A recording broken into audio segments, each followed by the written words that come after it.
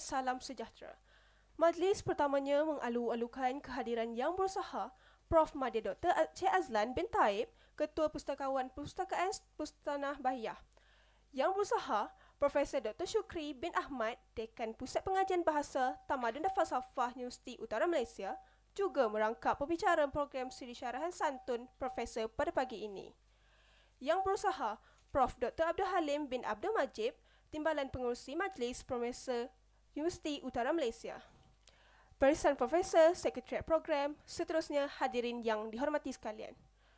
Selamat datang diucapkan ke program Siri Syarahan Santun Profesor Siri ke-8 Anjuran Perpustakaan Sultanah Bahiyah dengan kerjasama Majlis Profesor Universiti Utara Malaysia. Bagi memberkati majlis pada pagi ini, dijemput Saudara Muhammad Irwan bin Husin untuk memimpin bacaan doa. Dipersilakan.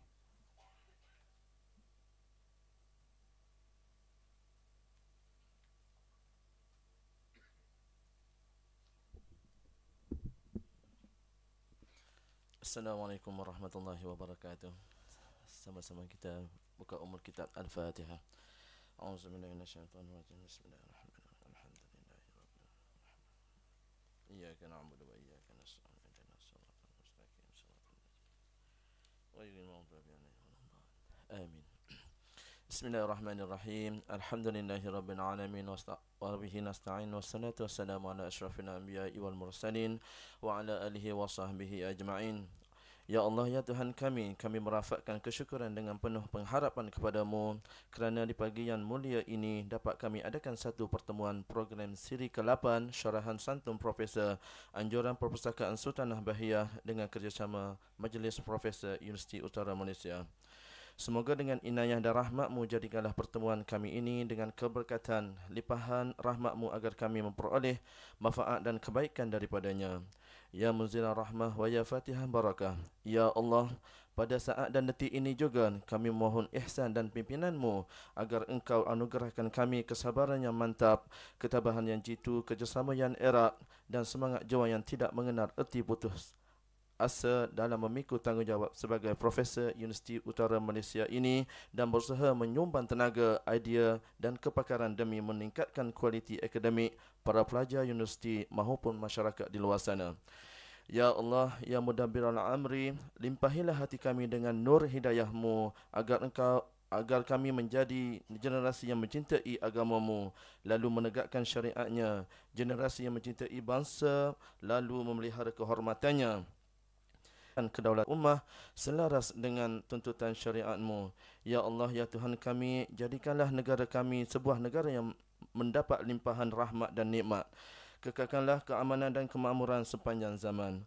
Allahumma a'izzal Islam wal muslimin. Allahumma ansur ikhwanana al muslimin al mujahidin wa fi Palestin wa fi kulli makan wa fi kulli zaman. Allahumma sabbit imanahum wa anzilis sakinata ala qulubihim wa wahid sufufihim. Allahumma ahlikil kafaratal wal musyrikin.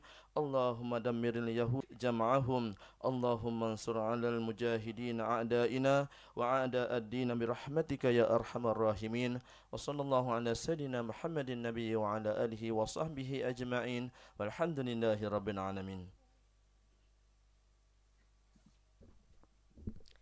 Terima kasih Encik Muhammad Irwan atas pimpinan bacaan doa sebentar tadi. Hadirin sekalian, majlis kini telah tiba ke acara utama iaitu sesi Santun Profesor bersama pembicara kita Yang Berusaha Profesor Dr. Syukri bin Ahmad.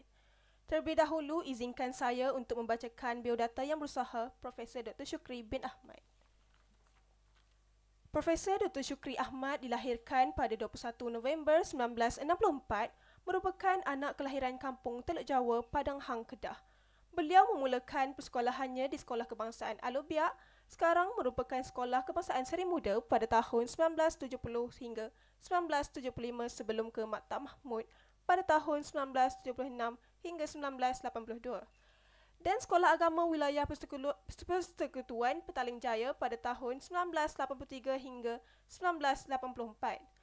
Pada 1989, beliau memperolehi sarjana muda Usuluddin, kepujian di Universiti Malaya dan kemudian ke Universiti Islam Antarabangsa Malaysia bagi sarjana sastra dalam bidang ilmu wahyu dan warisan pada 1991 hingga 1994. Pada 1998 hingga 2003, beliau akhirnya memperolehi PhD dari Universiti Sains Malaysia. Memulakan kerjaya sebagai pensyarah di UiTM Segamat pada tahun 1960 sebelum ke Universiti Utara Malaysia, sehinggalah dilantik menjadi Profesor Madya pada tahun 2003 dan Profesor pada tahun 2016. Profesor Dr. Syukri telah menjawat pelbagai jawatan dan kini sebagai Dekan Pusat Pengajian Bahasa, Falsafah dan Tamadun di Kolej Sastra Sains UUM bermula tahun 2017.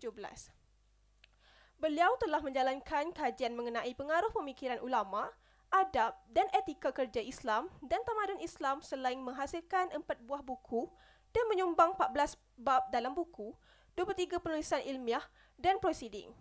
Beliau sangat aktif menyampaikan kuliah awam. Prof. Dr. Syukri telah dianugerahi Tokoh Pendakwah Kedah pada tahun 2012. Beliau turut mendapat pelbagai pengiktirafan di dalam dan luar negara. Antaranya Special Award oleh Indonesian Invention and Innovation Promotion Association, Pingat Emas Penyelidikan Antarabangsa menerusi ITEX 2018 oleh Malaysian Invention and Design Society, serta anugerah Ahli Majlis Dekan Bahan Universiti Awam oleh Jabatan Pendidikan Tinggi. Dengan ini, majlis dengan segala hormatnya mempersilakan Yang Bersahar Profesor Dr. Syukri bin Ahmad bagi menyampaikan syarahan beliau. Dipersilakan.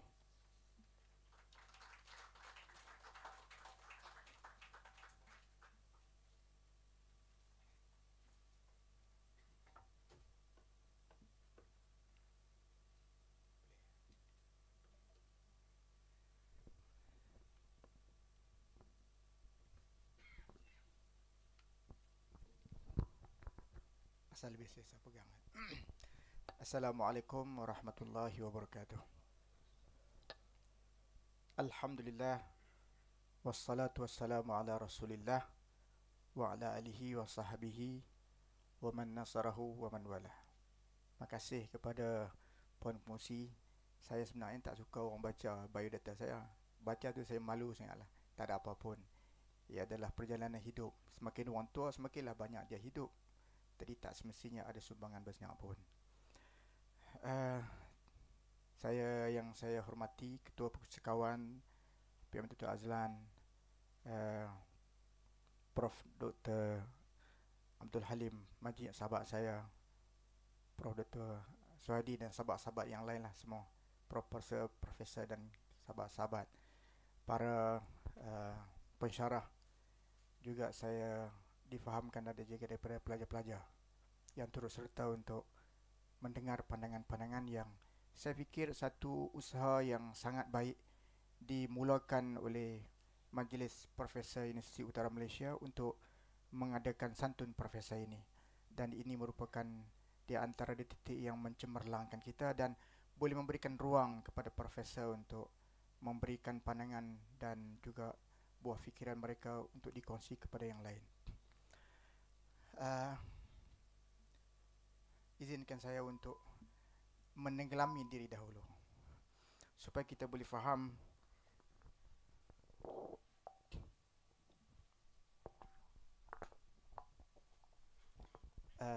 kalau saya berjalan-jalan okey ya. Saya cuba untuk menjadikan diri saya ini tidak bersama dengan tuan-tuan. Diri saya ini luar daripada tuan-tuan lah. Kalau tuan tak nampak saya tu maknanya saya masih ada lah. Bila kita bicara soal falsafah Islam ini, kita akan bicara satu benda yang agak tinggi berkaitan dengan pemikiran dan logik. Tetapi saya tidaklah nak bawa kita semua di luar daripada keupayaan untuk berfikir, sehingga kita tidak tahu antara berfikir dengan tidak berfikir. Mari kita mulakan dahulu dengan satu slot ini. Walaupun dia kelihatan tidak mempunyai hubungan langsung, tetapi ada hubungan yang saya cuba bicarakan. Saya boleh pakai yang ni ya?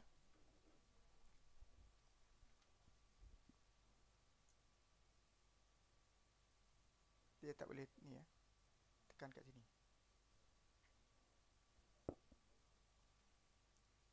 Tekan sini kan? Tak buka.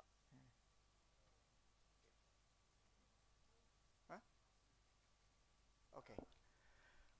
Saya mulakan ini walaupun dia adalah pernyataan yang bersifat umum, menyentuh tentang aspek hari ini, iaitu isu-isu yang sangat menyentuh kita semua, iaitu isu di Gaza. Hampir 11,000 orang yang hampir keseluruhannya adalah kalangan orang awam telah pun mati dalam erti kata syuhada. Kematian mereka itu adalah sesuatu penyataan yang menggambarkan kepada kekejian, perbuatan yang tidak boleh dimaafkan, perbuatan paling dahsyat dilakukan oleh manusia bertamadun pada zaman ini tetapi tidak bertamadun. Namanya ialah, namanya apa? Nama apa? Zionist Jews Israel. Tanpa kita sedar, pernyataan ini sebenarnya pernah diungkapkan oleh Allah Subhanahu wa taala dalam Quran pada ayat yang keempat dalam surah Al-Isra. Kalau tuan-tuan buka Quran, tuan-tuan akan jumpa dalam Quran dalam surah Al-Isra pada ayat yang keempat. Wa qada rabbuka ila bani Israil la tufsidunna fil ardi marrataini wa la ta'lunna 'uluwan kabira. Allah telah pun menceritakan dalam Lauhul Mahfuz, dalam pernyataan awal lagi, bahawa Bani Israel ini akan melakukan kerosakan di muka bumi ini 2 kali. Wala ta'lunna 'uluwan kabira, mereka melakukan pencerobohan, kejahatan, kebobrokan kepada manusia ini dalam bentuk yang sangat dahsyat. Dan kemudiannya Allah datangkan kepada mereka itu satu kuasa, yang kuasa itu akan menjahanamkan mereka dengan semusnah-musnahnya. Para ulama memberikan tafsiran bahawa yang pernah berlaku pertama kali ialah mereka membunuh Nabi Allah Zakaria dan Nabi Allah Yahya. Maka Allah Subhanahu wa taala menghantarkan satu bala tentera daripada Parsi yang diketuai oleh Al-Bukhtansar memusnahkan mereka, dan akan berlaku lagi benda itu. Maknanya perbuatan mereka itu merupakan perbuatan jenayah yang akan terus mereka lakukan. Dan kini mereka melakukan hal yang sama. Allah cerita dulu pernah berlaku, akan berlaku lagi 2 kali. Dan tafsiran itu menyebabkan pernyataan itu disebutkan oleh Allah Subhanahu taala.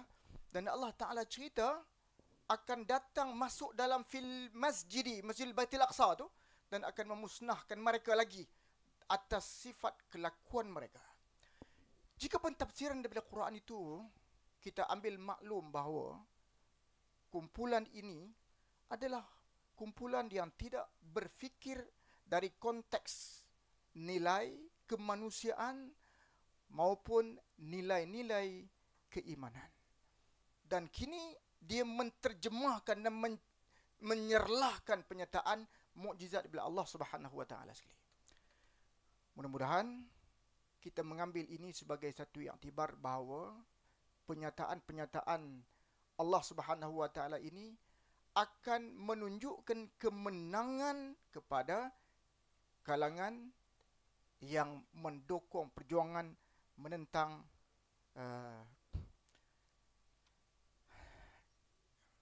Zionis laknatullah ini. Tuan sekalian, saya sebutkan dalam peringkat awal ialah bila kita bicara soal falsafah Islam ini, kita sedang berbicara dalam perkataan metafizik. Metafizik ini ialah satu terma yang bermaksud after fizik, beyond fizik. Kalau fizik ialah benda yang kita boleh tanggapi dia berasaskan kepada panca indera. Ia mungkin kita dapat lihat, atau mungkin dapat kita rasa, atau mungkin kita dengar dan sebagainya. Hal-hal yang bersifat fizik ini memerlukan perkataan yang kita sebut dengan perkataan empirical. Sesuatu yang kita buat berdasarkan berlatih tubi. Fizik ini mungkin kita boleh dekatkan dengan benda yang selalu kita dekati. Misalnya, kalau api disentuh, itu akan rasanya apa? Panas. Kalau air salju ataupun air salji yang kalau kita sentuh rasanya sejuk, itu dipanggil fizik. Maknanya benda-benda yang bersifat fizikal. Tetapi hal-hal itu akan masuk dalam jiwa kita apabila ia menjadi kebiasaan-kebiasaan. Misalnya, kalau kita ada pengalaman diceritakan oleh orang lain dan pengalaman itu berterusan, orang yang sama berbagai orang menyebutkan hal yang sama, maka kita sebutkan itu ialah hukum fizik. Hukum yang sama. Artinya jika panas, jika kita pegang itu membakar dan dia menyakitkan diri kita ini, dia datang dari pengalaman orang yang sebelum. Itu dipanggil fizik. Dia bukan dari benda kita tak tahu. Budak kecil, kita sebut jangan pegang api. Dia boleh menyakitkan. Dia tak tahu, dia akan pegang. Sebab dia tidak ada pengalaman. Maka pengalaman itu dipanggil fizik. Maka datang daripada kajian itu dipanggil empirical research. Kajian empiris yang menghasilkan sesuatu hukum yang disebut sebagai hukum fizik. Metafizik ialah sesuatu beyond fizik yang tidak boleh dihukum dengan pengalaman-pengalaman atau bersifat empirical. Kalau empirical ini, bila disebut ini, ia disebut fizik. Ia adalah sains yang berkaitan dengan latih tubi. Latih tubi itu dipanggil dia ialah kajian empirical. Tetapi metafizik, dia bukan boleh buat latih tubi. Dia tidak akan berada di situ. Sebab dia beyond fizik. Beyond keupayaan kita melihat, menanggapi dan sebagainya. Jadi hal-hal itu hanya melibatkan aspek-aspek rasional dan hal-hal yang bersifat keimanan di luar keupayaan. Orang-orang yang sifatnya falsafah akan membicarakan soal kehidupan yang disebut sebagai metafizik ini, the first cause, sesuatu yang menghasilkan kewujudan pertama. Mereka bersifat, dipanggil dia teka-teki dalam kehidupan. Dipanggil riddle of existence, teka-teki dalam kehidupan. Mereka cuba memberikan tanggapan-tanggapan berdasarkan akal mereka. Dia kata asal usul kehidupan ini, ya, asal usul kehidupan tidak ada. Dia sesuatu yang mistik, maka tak perlu difikirkan. Maka bila meninggalkan mistik begitu, mystical methods, dan akhirnya kita tenggelam dalam kehidupan tidak berpaksi kepada rasional. Jadi metafizik walaupun dia sifatnya agak mistik, tidak dapat dikenali, dia boleh dipahami melalui kaedah rasional. Rasional itu yang membantu untuk memahami apa itu metafizik. Bila nak habis kalau macam tu, baru nak mula. Selat saya ni beratus je lagi ni. Okey, saya cuba untuk percepatkan harap. Sebab dia level tu mungkin sikit. Okey, kita cuba untuk rasai keindahan alam yang luar daripada fizik ini. Bila saya cuba ambil perkataan ayat Quran ini, dia adalah suatu pernyataan metafizik, tetapi dia berkait rapat dengan rasional. Sebab itu metafizik ini boleh ditampung tentang kebenarannya oleh rasional. Setengah orang melihat agama itu metafizik, tetapi dia kata tak boleh diikat dengan rasional. Bila dikatakan agama begitu, ikut je. Padahal rasional melihat kepada penyataan agama itu benda yang tak logik. Benda tak logik sebenarnya tidak boleh dianggap sebagai kebenaran metafizik. Kan? Orang sebut alam ini diciptakan oleh satu makhluk. Makhluk itu dipijak jadi alam. So ia tidak rasional dan tidak bersifat logik metafizik. Sebab tu Quran melihat konteks metafizik ini dalam konteks yang sangat rasional. Cuba kita tengok Al-Quran. Allah sebut, ya ayuhan nas duriba mathalun fastabi'u lah. Innal ladzina tad'una min dunillahi lan yakhluqu dhubaban wa la yajtami'u lah. Wa in yaslubu dhubabu shay'a la yastaqiduhu minhu dha'fa at-talib wal matlub. Ini adalah pernyataan rasional untuk Allah menyingkapi tentang pengertian ketuhanan itu. Dengan melihat kepada alam itu secara fizik dan boleh beyond kepada metafizik. Bahawa mengambil kaedah pemahaman itu. Kalau tengok makna dia. Wahai manusia, cuba lihat menggunakan rasional untuk melihat kepada kebenaran tentang ketuhanan.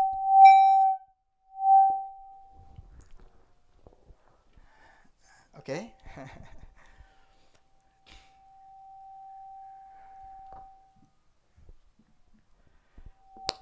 Boleh nak?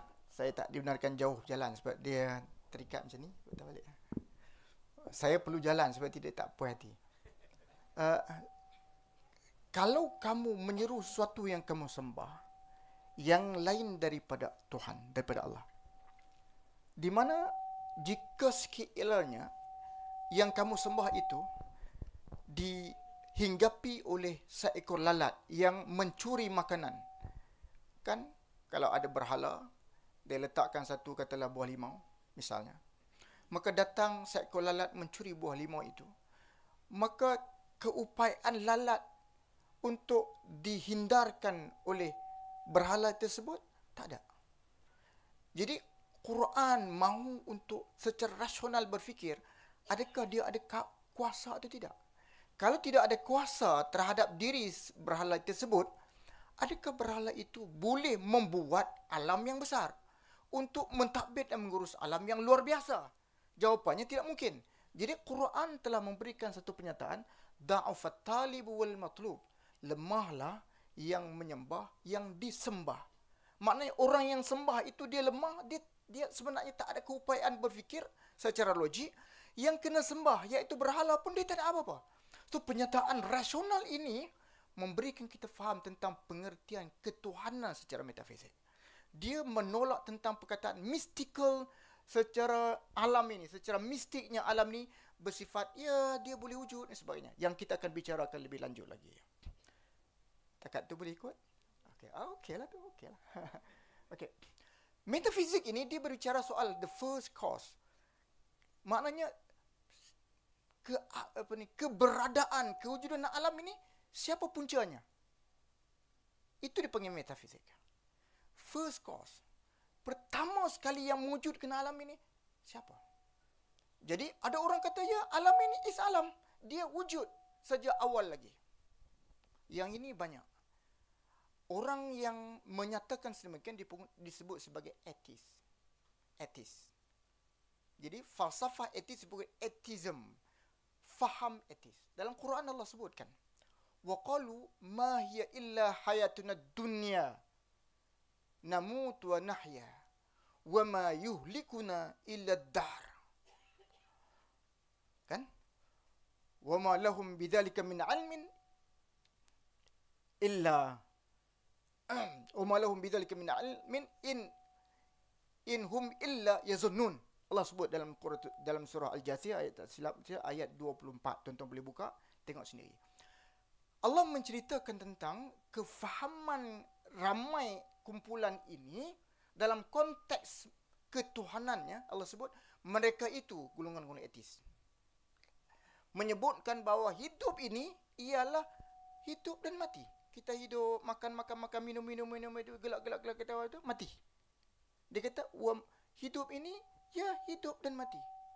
Wa ma yuhlikuna illa dar. Tidaklah yang membinasakan kita selain daripada fenomena alam. Sakit apa? Sakit lutut, mati. Tak gelak. Sakit lutut pun boleh mati? Belum tentu kan. Jadi sakit jantung, sakit darah dan sebagainya, dia panggil cause and effect. Sebab dan musabab menyebabkan kematian. Dia tidak melihat beyond that. Jadi kalau kita sebut, dia kena mati. Jadi Quran menceritakan sifat atheism, faham atheis ini, ialah وَمَا يُهْلِكُنَا إِلَّا الدَّارِ. Tidak yang membinasakan kita ini, melainkan ialah fenomena alam. Jadi Allah sebut, mereka itu tidak ada pengetahuan apapun, melainkan ia sekadar sangkaan-sangkaan. Jadi perkataan azan, sangkaan itu, ialah pernyataan yang menggambarkan Quran mahu supaya kita membicarakan sesuatu itu mesti atas kaedah rasional yang valid. Itulah diandaikan atas nama falsafah Islam. Yang akan dibicarakan sikit lagi lah kalau ada kesempatan. Jadi the first cause yang disebutkan ini, disebutkan metafizik yang kita bicarakan falsafah ni, istilah falsafah ialah bicara-bicara soal-soal yang di luar keupayaan fizik tadi, maka termasuklah pernyataan metafizik. Maka the first cause ini menjadi asas kepada perbicaraan. Apa asal usul alam ini? Jadi, pernyataan daripada barat menyebutkan perkataan the Big Bang sebagai asal usul. Dipanggil the first theory of Big Bang itu datang daripada the first cause. Maka datang satu letusan besar. Tetapi Quran menceritakan benda itu juga. Saya bukan nak cuba mengambil Quran, pernyataan Quran dengan apa yang kita bicara hari ini. Cuma kebetulan ia berlaku. Jadi pernyataan-pernyataan itu ada. Tapi the first cause ini Quran sebut awalam yaril ladzina kafaru anna samawati wal kana taraqqan fataqnahu wa ja'ala minal ma'i kulli shay'in hayy afala yu'minun. Penyataan the first cause yang Allah Taala ceritakan. Tapi ia sebagai satu mukadimah awal untuk membicarakan soal falsafah, ialah bicara soal metafizik. Bila kita bicara soal falsafah ini, dia ada bicara soal istilah ontologi, epistemologi, estetik, ethics, termasuklah metafizik dan logik. Jadi komponen yang ada dalam falsafah itu dibicarakan oleh orang falsafah. Bagi kita yang kita bicara pada hari ini menjuruskan aspek metafizik. Kerana metafizik ini menceritakan soal ketuhanan yang disebut perkataan the first cause. Apakah yang mencetuskan tentang kewujudan pertama sekali? Adakah ia diwujudkan ataupun dia memang tidak diwujudkan? Alam ini ada sejak ada. Alam ini ada sejak ada. Kacau itu. Mana nak? Kita alam ini berada ketika mana dia tiada. Maka dia wujudkan, dia diwujudkan. Baik. Jadi metafizik inilah yang kita bicarakan sedikit pada hari ini. Dia adalah falsafah berkenaan dengan kebijaksanaan, menyelesaikan masalah berdasarkan pemikiran yang logik dan tuntas. Falsafah ini sangat penting. Di tempat kita ada MPU subjek, mata pelajaran umum. Kita ada falsafah dan isu-isu semasa. Ada siapa-siapa sini yang daripada UUM, anak-anak kita ni? Mahasiswa ada tak? Tak ada seorang pun. Terima kasih, bagusnya. Masih tu lah ni. Ni dari college, okey. Jadi falsafah ini sebenarnya dia perlu dalam hidup. Kalau kita tidak ada falsafah, kita tidak bicara soal logik tentang sesuatu yang berkaitan dengan diri kita. Kalau kita lihat satu pohon pokok kan, orang bertanya, semalam dan hari ini adakah pokok yang sama itu wujud di hadapan kita? Jawapan orang tidak falsafah, yes, pokok itu saya tengok semalam. Jawapan falsafah, no. Semalam dengan hari ini adalah pokok yang berbeza. Pening, pokok beza. Apa saya tengok hari-hari, saya tengok pokok tu lah. No, ia tidak sama. Semalam daunnya tidak sama dengan daunnya hari ini. Semalam pokoknya, rantingnya tidak sama dengan ranting hari ini. Bermakna logiknya sudah meletakkan bahawa apa yang diperhatikan oleh orang biasa tidak sama dengan apa yang diperhatikan dari sudut falsafahnya. Pokok yang sama, dilihat oleh orang yang sama, sebenarnya sudah ada perbezaan-perbezaan. Begitu juga kita. Hari ini dan semalam adalah orang yang berbeza. Saya semalam, orang kata, semalam dia itulah. Sama, tak? Semalam, saya punya sel dah berbeza dengan hari ini. Mungkin semalam, rambut saya ada satu yang tidak gugur. Hari ini gugur satu. Jadi sudah ada perbezaan. Jadi, perkara-perkara itu dibincangkan secara rinci, secara terperinci oleh falsafah. Sebab itu dikatakan menyelesaikan masalah secara pemikiran yang logik dan tuntas. Itu kerja falsafah. Metafizik membincang tentang hakikat realiti. Apakah realiti kehidupan? Bila kita sebut realiti kehidupan, kita akan melihat kepada alam. Alam kita ini, kita tengok satu alam. No, di dalam diri kita ini sudah ada berbagai alam. Dan di luar sana, ada banyak lagi alam-alam yang tidak mampu untuk kita terokai. Alam itu sama ada bersifat fizik maupun ia bersifat metafizik. Orang berbicara soal, pernah sebut perkataan placebo effect. Biasa dengar? Tentu tidak pernah. Placebo effect ini ialah soal neuroscience yang ada dalam diri kita yang menghasilkan gelombang-gelombang. Dia memberikan suatu nilai, suatu perkara yang gelombang itu kalau disifatkan gelombang-gelombang yang kita cipta dalam kita ini yang positif, dia menghasilkan gelombang positif disambut oleh yang lain. Kalau negatif, sebaliknya begitu. Sebab itu, apa yang terhasil daripada kita dengan kekuatan gelombang, dia boleh memberikan impak pada yang lain. Kita baca doa, tiba-tiba orang tu lega. Macam gelombang yang ada itu datang daripada sesuatu yang terhasil daripada diri kita. Tak apa, itu pandangan daripada barat. Tetapi dalam konteks hakikat kehidupan metafizik ini, ialah menceritakan tentang hakikat realiti yang terlalu kompleks dalam kehidupan. Saya akan cepatkan, banyak. Baik. Kehidupan kita ini, dia bermula dengan falsafah yang cukup lama. Falsafah Socrates, Plato dan juga Aristotle disebut sebagai falsafah Hellenistik. Dia ada di Mesir, dinamakan sebagai Ptolemy. Dia ada di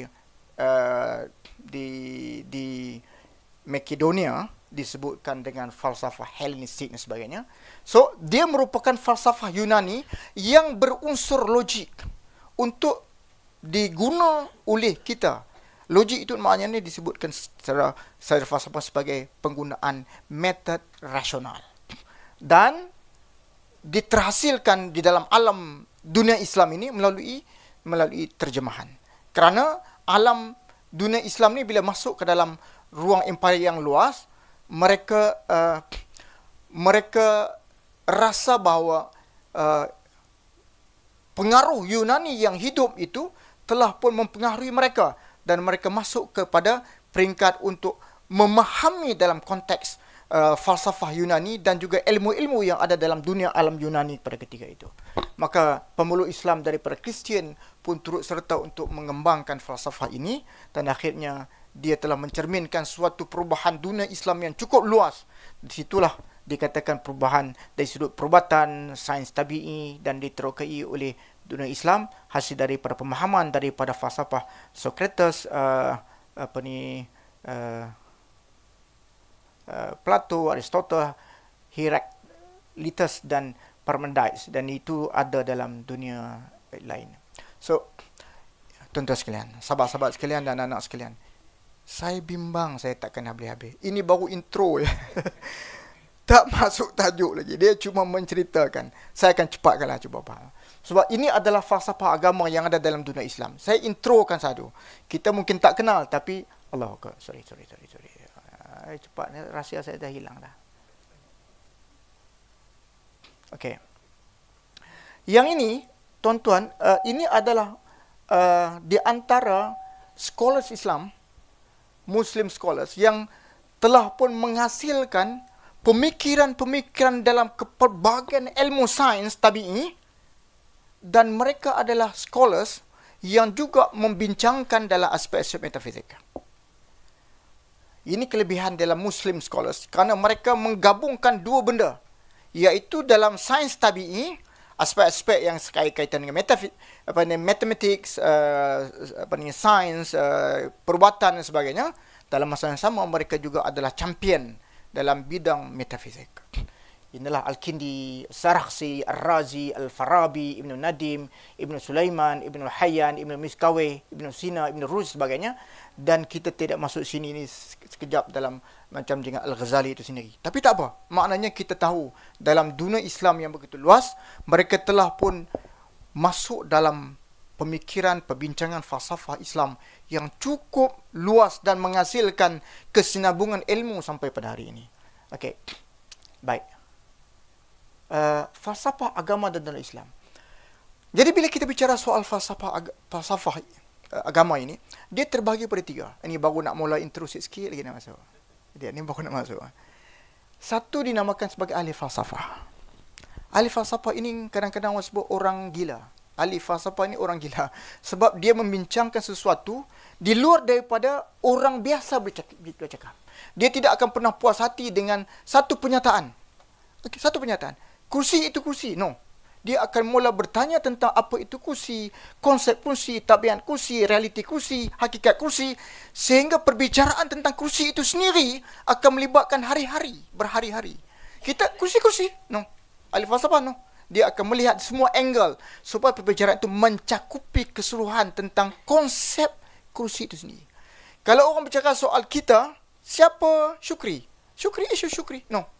Mereka akan melihat dalam semua angle yang melibatkan kepada manusia. Kalau kita sebut, siapa itu manusia? Kita cakap manusia itu ialah manusia yang makan minum. Tak.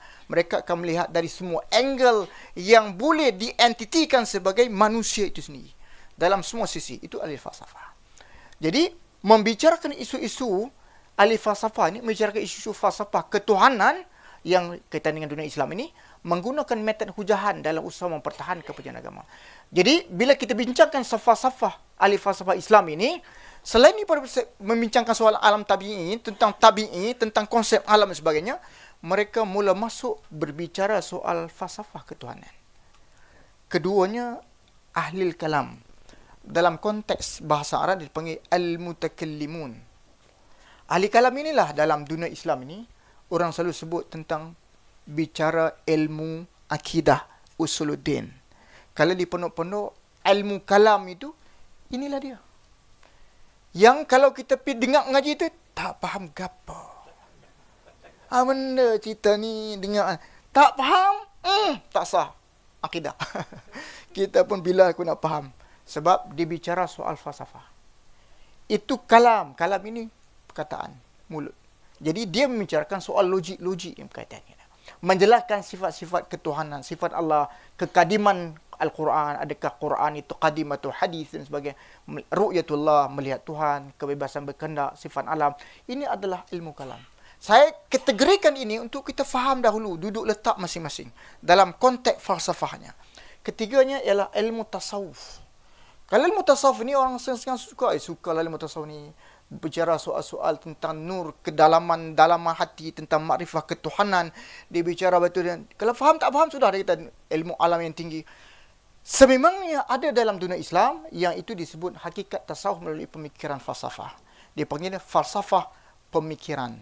Disebut tentang tasawuf falsafi.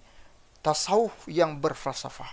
Yang membicarakan soal ketuhanan seperti konsep-konsep yang sebenarnya tidaklah patut kita bicarakan. Wahdatul wujud, wahdatul syuhud, tentang dalam konteks kepelbagaian kaedah lah, yang mungkin ada masalah lain kita boleh ceritalah. Cerita seronok sendiri lah. Baik. Jadi konteks yang saya cuba untuk masukkan kepada saudara ialah kandungan asas metod ilmu kalam nombor 2 tadi, yang kita cuba untuk perkecilkan perbincangan tentang hal itu pada hari ini. Okey, sudah ada yang masuk ke alam yang lain sudah. Tenggelam dalam alam yang lain, berada dalam alam yang lain, dipanggil alam hayula, alam yang tidak sedar, separa sedar. Bagus juga separa sedar yang kita. Aku sudah berada di alam yang lain rupanya. Masuk semula alam ini. Jadi asas ilmu kalam ini yang disebut falsafah Islam kita bicarakan ialah dia membincangkan sesuatu hal yang berkaitan dengan kepercayaan, dan kaedahnya dia menggabungkan dua aspek. Gabungan akal, iaitu kaedah disebut sebagai deductive methods atau rational methods, dan satu lagi revelation, soal ketuhanan yang menggabungkan kedua itu. Itulah bincangkan oleh ilmu kalam. Baik, kita akan cuba masuk kepada tools yang dibincangkan oleh mereka. Saya tarik nafas sekali lagi. Baik, al-mutakallimun ini itulah konteks bahasa Arab. Dia memberitahu kepada kita tentang perbicaraan tentang kaedah mencari ketuhanan, mencari Tuhan dan mengenalnya. Maka kumpulan yang berada dalam posisi ini dalam konteks Islami disebut sebagai perkataan itu al-mutakallimun, orang yang masuk ke dalam era berbicara mengenai Tuhan, sifat-sifat Tuhan, tentang kewujudan Tuhan dan sebagainya. Pada asasnya dalam sejarah Islam, Ahli Sunnah wal Jamaah ini adalah terma sejak daripada awal kewujudan Islam, ataupun sejak daripada wujud atau lahirnya istilah Islam dalam konteks kita. Kemudian bila berkembangnya dunia Islam masuk kepada zaman-zaman yang dikatakan pengaruh daripada faham falsafah Yunani, maka muncullah satu gerakan namanya Mu'tazilah. Mu'tazilah ini dilahir pada abad kedua bersamaan dengan abad ke-8 Masihi. Tujuannya membicarakan hal yang sama tapi menggunakan kaedah-kaedah yang lebih kepada aspek rasional. Yang zaman itu sebelumnya tidak pernah. Tidak ada di zaman ini sangat. Tapi pengaruh daripada penaklukan dan sebagainya dengan kemasukan ke pelbagai kumpulan daripada falsafah Yunani, terpaksalah wujud kumpulan ini. Kumpulan ini yang bukan kita nak bicara pun, ini bukan waktu dia. Dan kemudian daripada situ ada counter check balik, counter balik kepada satu wujud, satu gerakan baru namanya Ahli Sunnah wal Jamaah pada abad ke-9, 8 ke-9 Masihi. Tinggalkan itu as it is. Jangan bimbang, ia tidak mengenai tuan-tuan dan puan-puan sekalian. Itu cerita sejarah. Mari kita masuk kepada perkara-perkara yang sikit lagi. tarik nafas. Saya masih lagi dalam bentuk sejarahnya. Mungkin agak sukar nak faham, tapi pura-pura lah faham. Ada seorang yang namanya namanya ialah Imam Al-Ghazali. Al-Ghazali, Abu Hamid Al-Ghazali. Dia adalah ahli falsafah dan juga mutakallimun. Tugasnya ialah dia menulis buku-buku dia. Tujuannya ialah untuk membenteras faham falsafah yang dianggap kalangan falsafah ini, walaupun dipelopori oleh orang Islam, yang dianggap bertentangan dengan pemikiran falsafah benar Islam. Buku-buku dia itu ada banyak. Dia tulis tentang maqasid falsafah, maqasidul falasifah. Dia tulis tentang tahafudul falasifah. Dia tulis tentang buku dia maqasid falasifah. Dia tahafud Mizanul Amal dan sebagainya, yang membincangkan tentang aspek falsafah dari konteks yang dia rasa harus menepati daripada konteks falsafah Islam untuk memahami tentang siapa itu Tuhan. Maka ringkasnya, saya tak bincangnya ni, saya nak cerita ya kata wujud benar tu. Jadi nak pandai lagi waktu lain, sebab ini pun 3 jam setengah ni cerita ni saja. Dia menyerang ahli falsafah kerana bagi dia, jika kita terlalu sangat berfalsafah dan tidak menepati daripada gagasan agama, dia boleh membawa kepada kesesatan. Kita tak menepati daripada konteks sebenar tentang rasional itu. Kerana ahli falsafah termasuk sekarang pun menyebutkan bahawa alam ini sebenarnya ialah alam yang bersifat eternal. Eternal faham tak apa dia? Istilah eternal ni qadim tu, qadim. Qadim tu apa? Pun tak faham juga. Qadim tu qada bukan.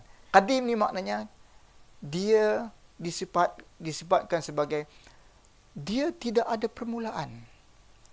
Ini faham falsafah yang ada. Tidak ada permulaan dan akhir pun tidak ada pengakhiran. Seolah-olah alam ini wujud dah. Betul dah dia wujud tanpa diwujudkan. Dia wujud sebelum dia wujud tidak diciptakan. Yang itu adalah kesalahan yang ada. Dan ada banyak daripada kita memahami demikian. Mari kita cuba untuk counter check dalam aspek itu. Kita alam ini yang ada. Kita tengok mana kita tahu. Jadi mari kita tengok. Sebab itu falsafah ini ditolak dan dibincangkan. Dia kata Tuhan hanya mengetahui soal umum, tidak ada kebangkitan jasad. Inilah pandangan falsafah ini tolak. Tak ada masa kita nak bincang di sini. Cukuplah dengan mereka yang bincang. Baik. Kita ceritakan perbicaraan ini sudah pun disampaikan. Demikian pembahagian Al-Ghazali mengenai al-falsafah. Dia menyatakan ahli falsafah ni ada 3 kumpulan. Kini pun sekarang pun samalah. Dipanggil dia ialah ahli falsafah mengatakan alam ini sebenarnya tidak ada permulaan. Dia sebenarnya wujud. Dia panggil riddle of existence. Teka-teki tentang kewujudan itu. Dan mereka mengatakan alam ini tidak ada permulaan. Dia wujud. Jadi itu adalah satu pernyataan yang mungkin kita boleh tengok sekejap lagi. Naturalis ini menganggap bahawa alam ini sebenarnya natural. Kita berada dalam alam, dia panggil immanent. Kita berada dalam alam, Tuhan berada dalam alam. Alam itu Tuhan, Tuhan itu alam. Kacau habis. Kita tengok pokok, itulah alam, itulah Tuhan. Dia ada supernatural dalam alam. Itu dipanggil naturalis. Yang Quran sebut wama yuhlikuna illa dar. Tidaklah yang membinasakan kita ini melainkan ialah sekadar fenomena alam. Hidup, kemudian makan pakai sakit, mati. Kenapa mati? Sebab dia ialah cause and effect. Sebab dan musabab. Tak melihat kepada beyond that kuasa. Kemudian ketiga ni panggil theist. Itu adalah lawan kepada atheist. Theist. Ini kumpulan beragama yang berbagai yang kita akan bincangkan sedikit lagi. Okey. Tonton pukul yang ni ke pukul yang ni? Ini sebagai tunjuk kita fikirlah. Baik, ini baru tajuk. Itu dia. Sudah bila nak habis. Tadi baru berlegar di luar daripada ruang perbicaraan tajuk. Saya tak tahu saya bagi sampai pukul apa. Okey. Yang ni semakin sakit, semakin susah untuk difahami. Tapi tak apa, kita belajar tentang bahawa hidup kita ini harus berfikir. Tanpa fikir, maka tidak ada perbezaan kita dengan binatang. Sebab binatang, dia ada fikiran, tapi fikiran itu terhad. Kalau orang tanya binatang itu boleh berfikir? Yes, mereka boleh berfikir. Tapi tahap pemikiran mereka itu ialah tahap berfikir mereka. Dia tidak tahap seperti tahap kita yang beyond that boundary yang sepatutnya. Orang tanya, lembu ada akal? Yes, ada akal. Akal lembu, sekadar akal lembu lah. Dia tahu untuk bagian membedakan antara rumput dengan kayu. Akal manusia itu akal yang kompleks dan komplit, yang sempurna. Dia boleh berbicara soal di luar keupayaan. Sebab itu, tuan-tuan faham taklif, perkataan taklif? Tak faham taklif? Taklif pun tak faham. Taklif ialah pertanggungjawaban. Kenapa budak umur 5 tahun tidak ditaklifkan, tidak dipertanggungjawabkan agama? Kenapa? Ya, akal dia, tahap akal dia. Begitulah kita tanya lembu. Lembu, kenapa kamu tak semayang? Sebab lembu kata, inilah tahap akalku. Maka pentaklifan lembu itu tidak letak pada dia sebab tahap akal dia tak tinggi. Kalaulah orang tua macam kita pun tak semayang, kita kata apa? Tahap akal dia? Tahap akal? Lembu. Betul lah tu. Itulah falsafah. Bijak. Maka kita tahulah kalau saya tak boleh semayang lagi pasal apa? Akal saya tak taklif lagi. Tahap akal tu sama antara lembu. Lembu lah tu. Jadi, falsafah lah tu. Maknanya, bila kita punya tahap lebih daripada tahap yang sepatutnya berfikir, maka tahap itulah menyempurnakan kita untuk kita menggunakan tahap itu membolehkan kita berfikir di luar keupayaan taklif. Maka itulah yang membolehkan kita mencapai tahap kemanusiaan yang hakiki. Jadi, kerana itu, kenalah menunaikan tanggungjawab yang Tuhan perintah. Baik. Metod kewujudan Tuhan ini yang kita sebutkan. Ada 2 metod yang penting untuk kita fahami. Satu perkataan logik deduktif dan satu lagi logik induktif. Saya perkenalkan dahulu kerana ini penting untuk kita faham sebelum kita bicarakan yang lebih lanjut lagi. Bermain di pinggir-pinggir lagi. Kan? Supaya satu-satu kita boleh faham. Deduktif ini istilah deduction. Kan? Kita ambil sesuatu. Dalam bahasa Arab panggil istiqra'i. Kita mengambil berdasarkan kepada sesuatu kesimpulan daripada satu premis yang umum dan kita buat kesimpulan daripada premis yang umum. Katakan begini. Saya buat satu istilah deduktifnya. Semua manusia itu mati. Boleh terima? Boleh? Betul tak premis tu? Ada tak manusia tak mati? Tak ada. Maknanya dia conclude semua. Kesemua manusia mati. Ali manusia. Ali itu manusia. Kesimpulan, boleh tak kita buat kesimpulan Ali mati? Ali mati? Boleh tak? Takut pula buat kesimpulan. Isyak ni aku tak betul. Betul lah tu. Rasional yang meletakkan begitu. Semua manusia mati. Ali manusia. Ali akan mati. Sebab Ali adalah sebahagian dari manusia. Oleh kerana semua manusia, termasuk Ali itu adalah dia dalam kategori manusia, maka bila kita sifatkan Ali itu dalam kategori manusia, dia akan turut membuat impact, kesan, premisnya kepada kesemua manusia tadi. Itu dipanggil logik rasional kita. Okey. Sekarang cuba bedakan di antara dua. Mana rasional, mana logik. Okey. Api itu membakar. Dia hukum, siapa kata hukum logik? Angkat tangan. Api itu membakar. Logik ke ataupun adat? Angkat tangan tu apa dia? Maksudnya? Hukum logik. Siapa kata logik? Api itu membakar. Logik. Siapa angkat tangan? Siapa kata api itu membakar itu hukumnya adat? Angkat tangan. Takut-takutnya. Tak ada hukum apa? Okey. Terima kasih. Sebab, macam mana ni? Macam mana? Api itu membakar, kamu kata logik. Okey. Katakan orang tak bagi tahu kepada kamu tentang api itu membakar. Adakah kamu tahu keputusan bahawa api itu boleh membakar? Tak tahu. Betul tak? Tak tahu. Sebab tak ada orang bagi tahu. Jadi bermakna, ia bukan suatu ilmu yang bersifat logik. Ia bersifat eksperimen.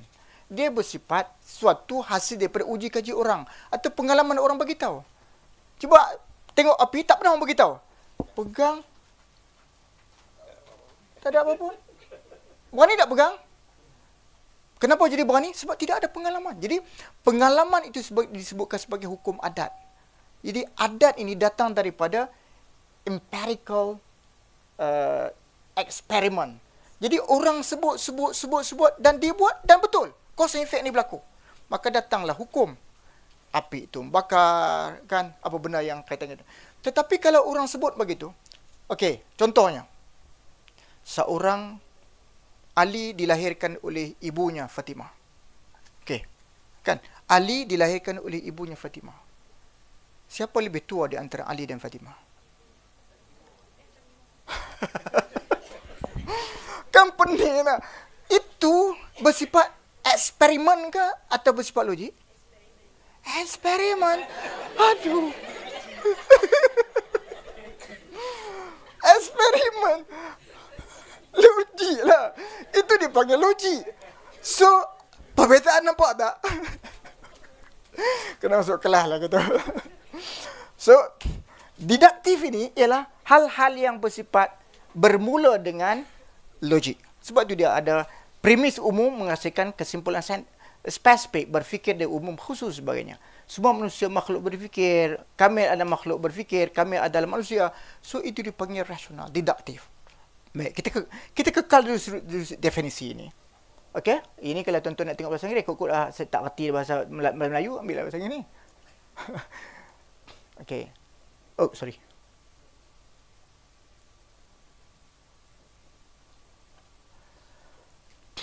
Maka metod didaktif dalam Islam ini, dia sangat penting.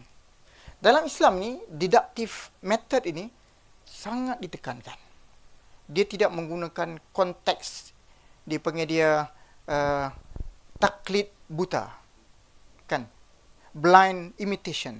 Kita cuma ikut. Tak. Dia tak nak macam tu. So, deductive research ini atau deductive method ini sangat penting. Menggunakan rasional dan kadang-kadang dia disokong oleh empirical. Empirical ini dia ada kaitan dengan inductive method, inductive research. Sebagai pembuktian keberadaan Tuhan dan kewujudan Tuhan. Yang ini sangat ditekankan dalam konteks Islam. Dia panggil dia penggunaan kaedah didaktif. Kaedah logik. Sebab itu Islam mencabar konteks itu. Baik. Maka bila kita bicara soal hukum, saya cuba retract sedikit untuk melihat tentang konteks hukum. Dia ada 3. Logik, empirical, wahyu. Dia panggil empiris. Empirical ini yang kita hasilkan semua kaitan dengan kajian sains. Kita nak buat lampu, dia memerlukan kepada kajian latih tubi yang cukup banyak. Kita buat, baru kita dapat satu natijah. Dan itu dipanggil empirical. Yang selalunya disebut dalam bahasa dipanggil induktif. Kajian sains, dia buat kajian tentang seekor tikus. Dalam semua aspek. Daripada hukum tikus seekor itu, dia membuat satu kesimpulan kepada semua tikus di seluruh dunia. Kalau mempunyai spesies yang sama. Jadi itu dipanggil dia induktif. So itu dipanggil empirical. Kajian yang sifat empiris. Ada satu lagi istilah dipanggil wahyu. Yang inilah konteks dalam hukum-hukum dalam kitab-kitab ni, kitab-kitab lama disebut 3 hukum. Disebut hukum akal, hukum adat, hukum syariat. Akal adat ini bukan adat pepatih, adat pepatih ni tidak apa? Temenggung. Tak. Adat ni istilah ialah soal kehidupan kebiasaan kita yang kita buat dan menghasilkan hukum natijah yang sama. Kan panai pegang api panas. Kita mengatakan pegang api itu panas. Cuba tiba-tiba Quran menceritakan ada benda yang menyanggahi adat. Seperti Nabi Allah Ibrahim jatuh dalam api tak terbakar. Itu dipanggil dia ialah adat yang telah ditukarkan oleh Allah Subhanahu sebagai penggambaran tentang kemukjizatan. So ada benda yang disifatkan oleh akal sebagai hukum empiricalnya begitu, hukumnya mesti jadi macam ni, cause and effect begini, tiba-tiba tak jadi macam tu. Itu yang diceritakan benda sifatnya ialah mukjizat. Itu disebut sebagai benda-benda yang di luar khariqul ada, yang mencanggahi adat itu. Itu istilah-istilahnya. So, benda macam ni, ketiga dipanggil hukum syariat. Baik. Balik kepada yang kita ceritakan. So, metode didaktik dalam Islam ini yang kita cuba ambil sedikit. Okey? Cuba faham baik-baik. Kalau tak boleh faham, tidurlah. Senang. Senang payah apa? Tak faham, tidur. Habis dah? Dah. Faham? Faham? Faham saya aja. Okey. Baik. Konteks ini pernah dibicarakan dalam kitab-kitab, termasuk sebuah kitab yang saya cuba untuk cerita pada tuan sedar oleh Sa'id Ahmad Al-Buti, iaitu At-Tadarruj minal A'la. Satu metod yang penting memahami tentang keberadaan Tuhan, atau istilahnya bukan keberadaan, kewujudan Tuhan. Baik. Yang ini yang bawa masuk tajuk kita. Tadi bermain di legat-legat je. Baik. Istilah ini penting untuk kita faham. Bila kita boleh membuktikan kewujudan Tuhan yang saya cerita lepas nanti, maka dia akan membawa sekuen dia akan bawa consequences dia, akan ada hasil daripada itu. Kalau wujudnya Tuhan, baik, okey. Pembuktian yang sudah ada, maka bila terbukti kewujudan Tuhan yang yakin, cuba teruskan kepada pembuktian juga kewujudan tentang para rasul sebagai utusan dia. Sebab dia dah ada, pembuktian kewujudan itu dibuktikan oleh siapa? Dan dibuktikan oleh para rasul. Kita lihat rasul ni betul ke tidak? Maka bila kita boleh membuktikan kebenaran rasul, maka diwujudkan pula tentang kebenaran Quran.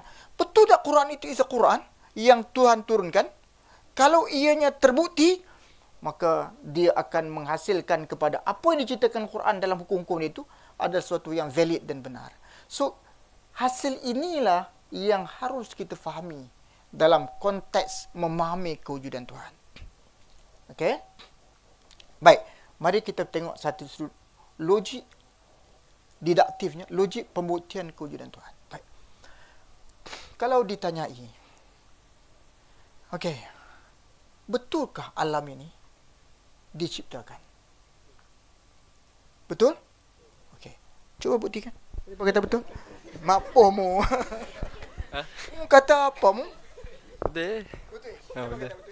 Sebab Allah yang cipta. Macam mana kata Allah? Tak ada. Sudah. Habis mati angin. Baik. Tak apa, kita faham. Tak faham. Baru nak mengaji falsafah dia tanya benda-benda yang luar. Yang ni kita bicarakan. Sekarang orang berkata tidak ada Tuhan.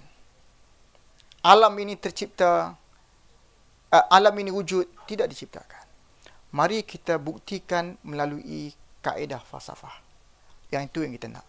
Kalau pergi mengaji di masjid, dia kata Allah itu ada, lawannya tiada, Musa Allah Ta'ala tiada, bahkan Manusia ada, dalil Allah Ta'ala tiada wujudnya alam ini. Itu ya. Faham tak faham? No problem. Dia kata. Itu kaedah simple di masjid. Kan? Betul tu? Allah itu ada, lawannya tiada, bahkan Musa Allah Ta'ala tiada, bahkan Manusia ada, wujud dalil Allah Ta'ala itu baru yang alam ini. Sekarang kita bukti yang lebih falsafah sedikit perbicaraan kita. Baik. Dia ada beberapa argument tentang benda ni. Dia susah nak abang ni. Tapi itulah falsafah. Saudara, kalau kita ambil dari sudut istilah biasa, okey, dalam ni ada apa? Bagus. Kita anggap tiada apa-apa lah, melainkan udara yang tak nampak. Okay. Yang ini berat atau tidak? Maknanya tidak berat berdasarkan kepada berat dia sajalah. Ini maknanya tidaklah berat. Sebab dia kosong. Okey. Betul? Okey.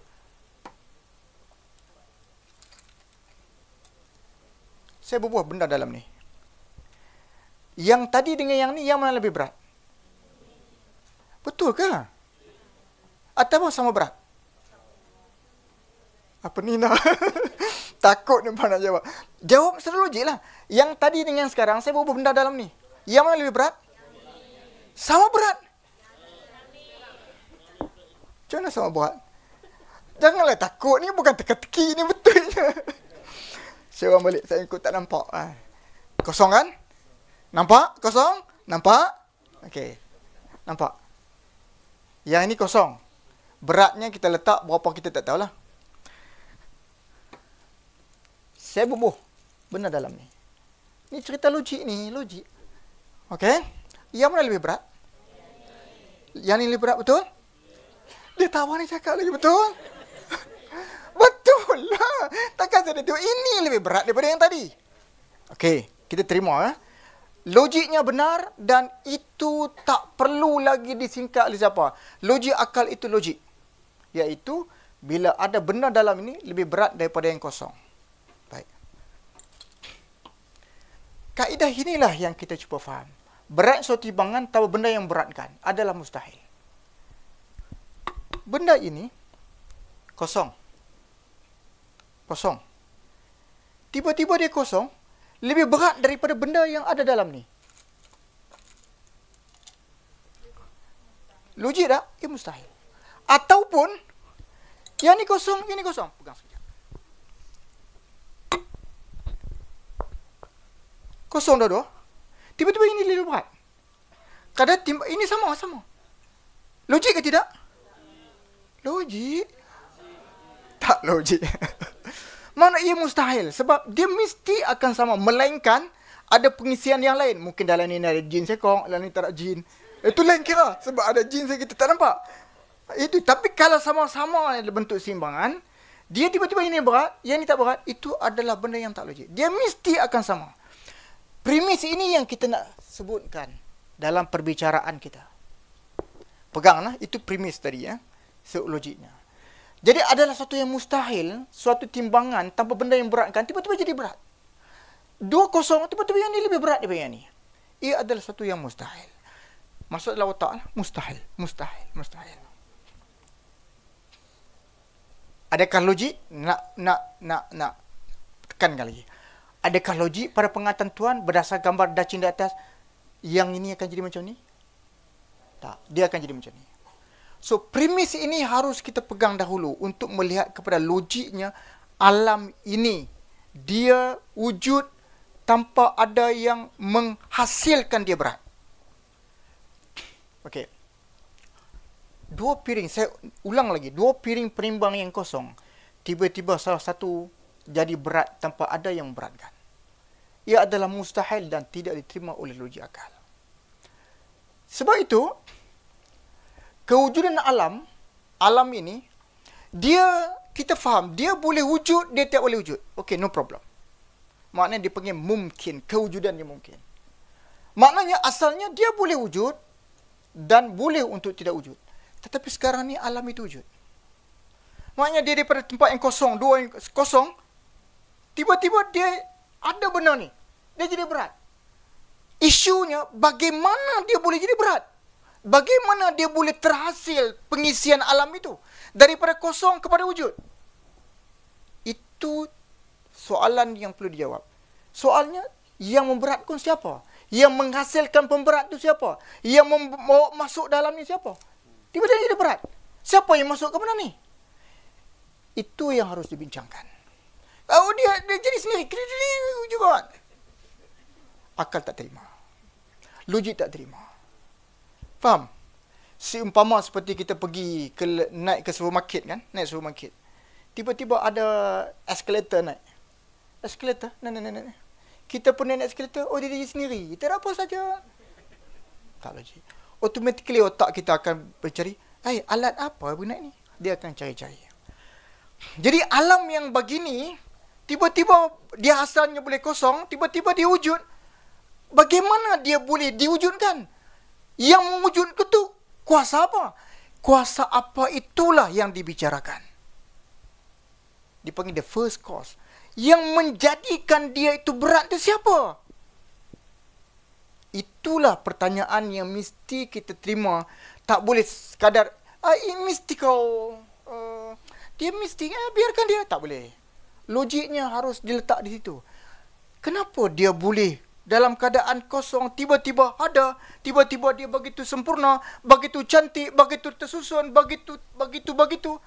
Takkan logik otak ni tak boleh digunakan untuk membicarakan hal-hal itu. Takkan nak dibiarkan begitu saja. Itulah perkara yang harus diletakkan sebagai premis perbincangan logik. Sekarang alam wujud. Kewujudan tentu disebabkan ada kesan luar yang memberatkan salah satu daripada dua sisi keharusannya. Harus dia berat, harus tidak. Tiba-tiba jadi berat. itu perbincangan logik dari sudut didaktifnya.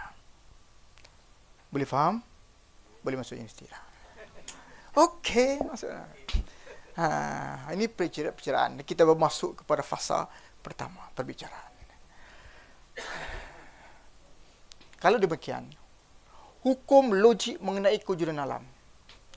Sebab itu kita katakan bahawa alam semesta ini dia layak menerima dua keadaan. Iaitu apa dia?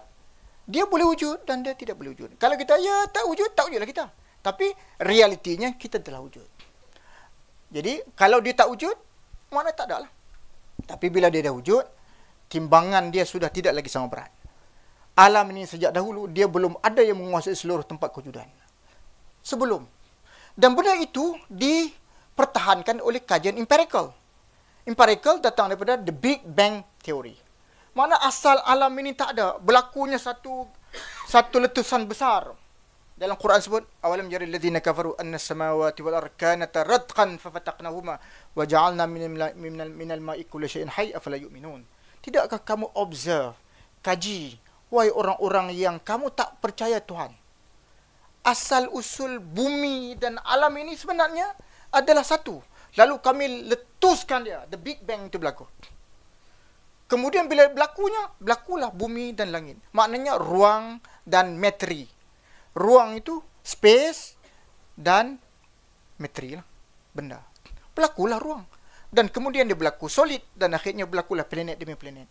Tetapi yang menciptakan benda itu datang dari mana? Yang lebih mengharukan kita lagi, yang menyusunkan dia sebagai satu susunan yang cukup cantik. Contohnya orang kata, dia berlaku dia berlaku gitu-gitu ya, dia berlaku. Okey. Kita ambillah number kan, nama saya ke, nama Syukri itu, kita ambil, kita campakkan itu. Kita tunggu 1 tahun. Agak-agak nama itu akan tersusun, tidak? Ada tak? Dia akan macam tu. Kalau kita campakkan dia di dua ujung tu, tunggu, nanti esok-esok dia masih susun elok sendiri. Tak. Tidak ada siapa yang menerima otak yang dia akan tersusun dengan sendiri. Melainkan akan ada campur tangan sesatu. Mungkin harimau ke, mungkin jin ke, mungkin manusia ke, yang menyusun dia. Susunan itulah yang kita cari. Siapa yang menyusun?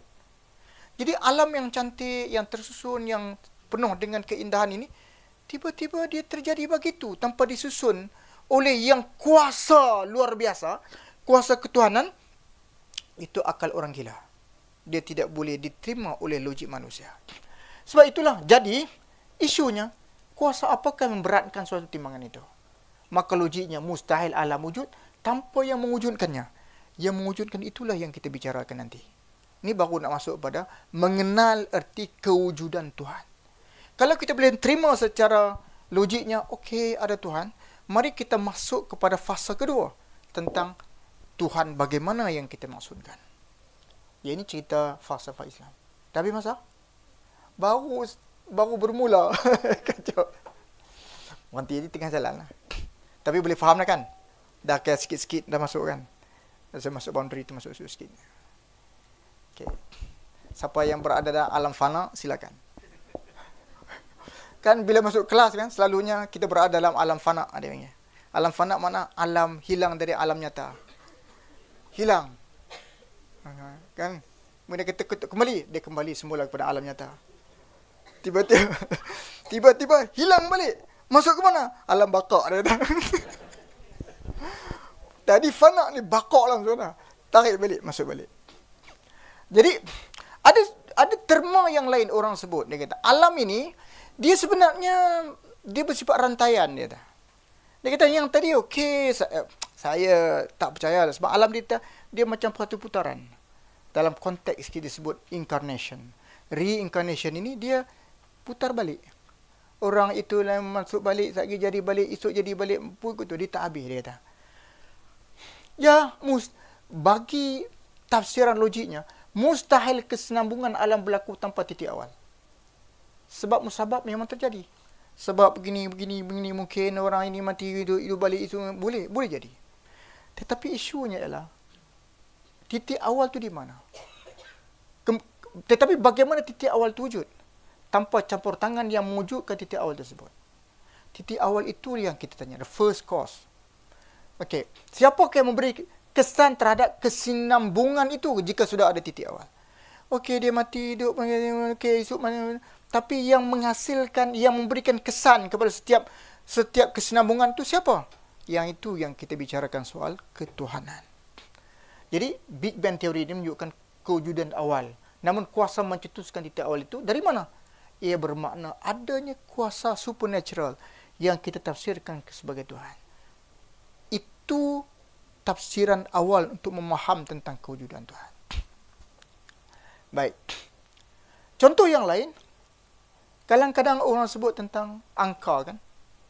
Ya, ini saya bagi satu premis tentang contoh. Bilangan angka yang banyak didahului dengan satu barisan angka yang kosong di sebelah kanan. Angka yang kosong di sebelah kanan tidak punya nilai, melainkan ada angka terdahulu yang ada nilai. Tentu faham tak ni? Bagaimana boleh bermula wujudnya nilai pertama itu? Jadi mustahil wujud angka seterusnya tanpa ada angka yang pertama di depan. Kita buat 0,00000000000 ada nilai tak?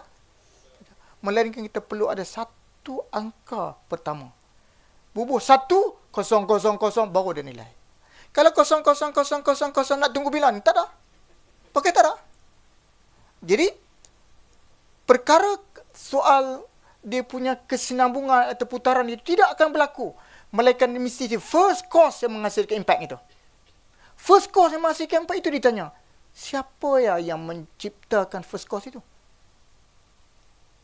Kalau Tuhan, tiba-tiba orang tanya. Ini akal nakal yang tak patut ditanya dan tak logik. Okay. Kalau saya tanya tuan-tuan pun, sesejarah pun takut nak jawab. Macam mana jawab? Macam mana soalan ni? Okay. Tuhan itu berkuasa. Bolehkah Tuhan menciptakan Tuhan? Pening cerita mana? Bolehkah Tuhan menciptakan Tuhan?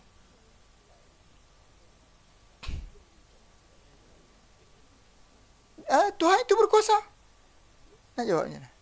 Itu lagi saya kacau. Soalan itu adalah soalan yang tidak valid. Sebab soalan itu sendiri dah tak betul untuk ditanyai. Kerana tidak mungkin Tuhan yang sifatnya ketuhanan akan menciptakan Tuhan. Sebab Tuhan yang diciptakan itu sudah tidak boleh dipanggil Tuhan.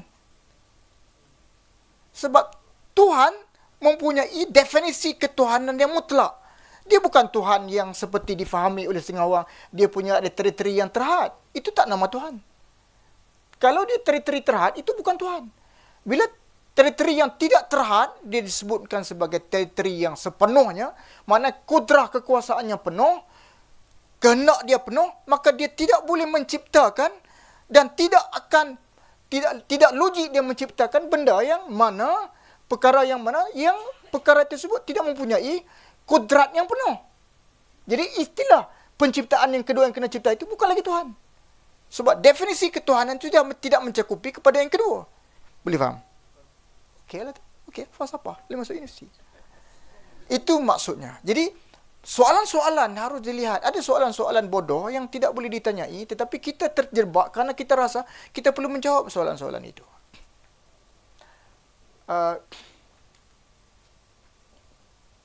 Saya harap saudara boleh ambil apa yang saja. Ini baru 15% baru dalam pergerakan kita ke hadapan. Macam pergi kuliah. Saya dah lama tak pergi kuliah. Undang-undang alam semula jadi. Kalau kita bicarakan sini, mustahil alam semesta tadi menjadi sebab kewujudan dirinya sendiri dan memberi kewujudan pada dirinya. Itu adalah mustahil. Jadi, yang ini sebagai satu contoh. Maknanya, ini adalah premis yang penting. Yang kita menolak secara logiknya. Dalilnya gini. Okey. Cuba ambil ini sebagai premis yang memang semua orang tahu. Dia adalah satu yang simple dan diterima oleh logik akal. Sebuah jam, sebuah bekas dalamnya terdapat jarum. Pelbagai alat halus, apabila dia ambil disusun, terbentuk sebuah jam. Apakah dia terjadi sendiri tanpa dirancang? Kita tengok-tengok tempat tu bekas tu, cantik, tiba-tiba ada. Tengok-tengok jadi, kan? Tak dia jadi jam. Kita kata, ya memang dia jadi begitu, jam. Kita dalam otak kita ni, automatically, ni hantu ke buat ni? Atau, siapa buat malam-malam ni tiba-tiba elok? Tadi duk macam ni je, tiba-tiba. Itu adalah premis logik yang akan secara mudah diterima oleh semua orang. Kalau demikian, kalau begitu juga, andai kita masuk dalam sebuah supermarket, naik lift dekat, adakah terasa daripada akal logik ia terjadi tanpa kewujudan motor, penghasilan motor tersebut? So, logik premis simple ini, bila kita tafsirkan kepada alam yang luas, demikianlah keadaan yang sama. Jadi, kerana itu, deduktif tentang kewujudan Tuhan ini dibicarakan oleh ahli falsafah Islam untuk menggambarkan bahawa kewujudan alam ini secara logiknya mesti dihasilkan oleh kuasa yang disebutkan kuasa ketuhanan. Apatah lagi susunan alam yang cantik. Tentu pergi ke mana-mana ada tak nampak kecacatan. Farja'al basar hal tara min futur. Anda tengok kepada alam, dia ada nampak macam lubang, tak apa, tak elok. Tak ada. Sangat astonishing, sangat menakjubkan. Kita tengok tu, wow. Quran kata, summarja'al basar karataini yang qalib ilaihal basar khasian. Kamu tengok dah, ulang lagi, ada tak ada kecacatan kepada alam? Tak ada. Jadi keindahan susunan ini, Quran sendiri bagi tahu secara logiknya. Cuba fikir, mesti ada yang menyusun, yang mentadbir dan mengurus. Logiklah sikit. Quran kata begitu. Logiklah sikit. Kalau demikian, maka kewujudan ini ada kuasa yang menyusun. Kejadian manusia dan makhluk sendiri pun ada suatu benda yang sangat menakjubkan. Kita tengok kita lah. Saya suka membuat analogi-analogi ini yang agak baik. Dalam diri kita ini, Quran sebut adalah diri yang ada pasangan. Diri kita sendiri ada pasangan. Boleh faham? Subhanallazi khalaqal azwaja kullaha. Maha suci Tuhan yang menciptakan semuanya berpasang-pasangan. Okey, kita mula daripada atas. Pada atas. Kita tengok. Ini logik yang logik. Atas. Kita ada hemisfer kiri, hemisfer kanan. Dua. Datang ke bawah. Kita ada mata kiri, mata kanan. Kita ada dua kening. Kita ada dua lubang hidung. Kita ada mulut, satu mulut bawah, satu mulut atas. Kita ada lidah, dua lidah. Satu lidah depan, satu lidah anak lidah. Membolehkan kita. Kita ada dua. Maknanya, himpunan dua ini yang dibuat oleh Tuhan dalam bentuk yang sangat seimbang. Allah ciptakan manusia, ada seimbangan antara lelaki dan perempuan. Mana penciptaan yang seimbang ini menggambarkan dia disusun yang begitu sempurna. Tuhan kata ada dua pasangan dan disusun dalam bentuk yang sangat cantik dan sempurna. Saya suka memberikan satu analogi yang biasa. Kita tengok rambut yang tumbuh. Berapa jenis rambut yang tumbuh? Berapa jenis rambut itu? Depan ni nasib jadi bangsa lah. Nak tanya tak boleh. Tanya profesor tak boleh lah. Tanya depan. Tentulah banyak rambut kan? Rambut ini, rambut ini, rambut ini sebagainya. Okey. Ada lagi anggota badan yang tumbuh? Apa dia? Bulu tu rambut. Okey, lebar dulu. Apa lagi anggota badan yang tumbuh? Gigi lagi? Kuku. Okey. Kuku. Kuku panjang ke tidak? Panjang. Gigi panjang ke tidak? Kenapa gigi tak panjang? Kenapa gigi tumbuh-tumbuh dia berhenti? Kenapa? Macam mana? Jawapan takat tu saja. Takat tu saja. Pasal apa? Cuba bagi jawab. Kenapa kuku dia panjang dan dia tak boleh berhenti, dia tak berhenti. Tapi metang gigi dia berhenti. Kenapa? Kenapa? Hah? Kerana dia telah dirancang.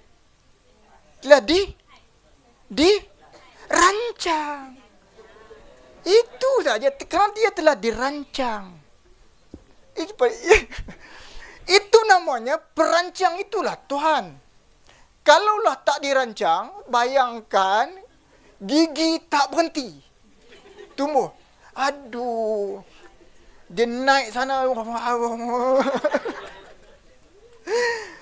Seminggu sekali kena potong. Jenuh lah kita. Ini cerita. Begitu juga ni. Alis kan. Dia akan tumbuh. Tapi dia stop. Maknanya dia dirancang. Jadi penyusunan yang rancang itulah menggambarkan tentang kewujudan. Alam sebagainya. Baik. Yang ini saya cuba untuk habiskan awal lah. Yang ini perbicaraan tentang ilmu kalam.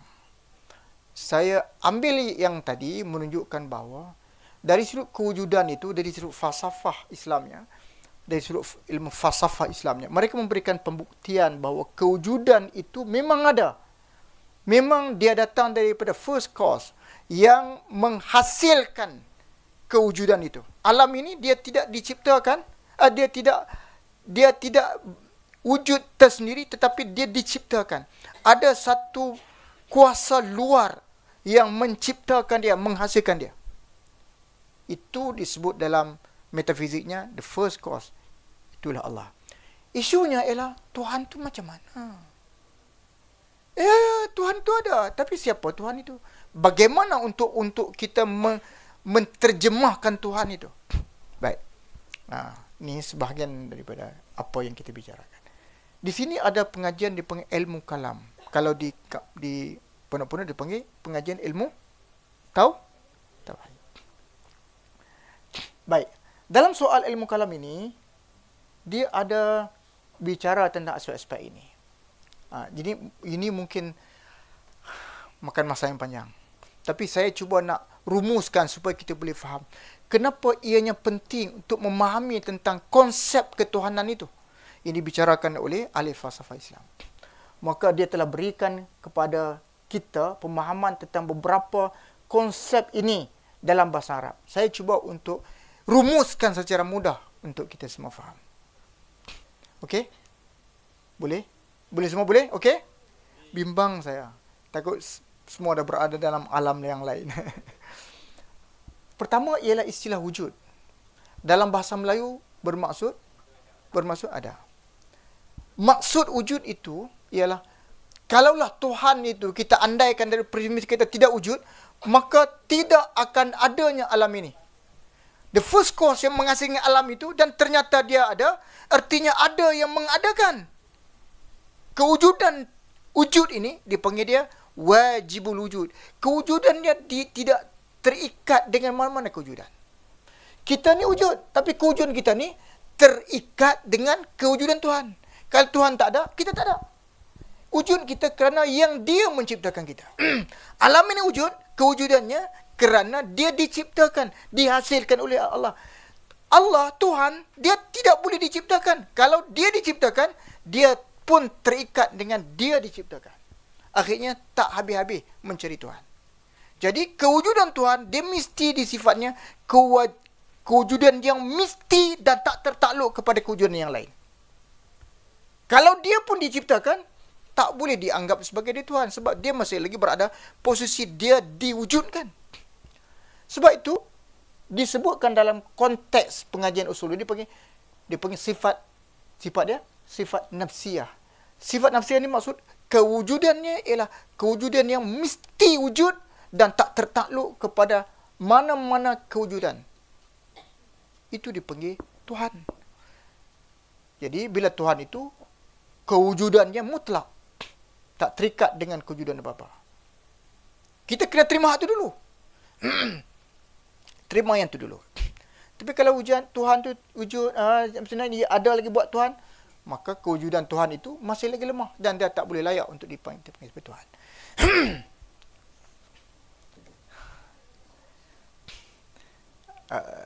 Boleh saya berhenti supaya pukul 12 kita stop atau boleh 5 minit lagi saya cuba cepatlah. Kalau tak faham pun pura-pura fahamlah.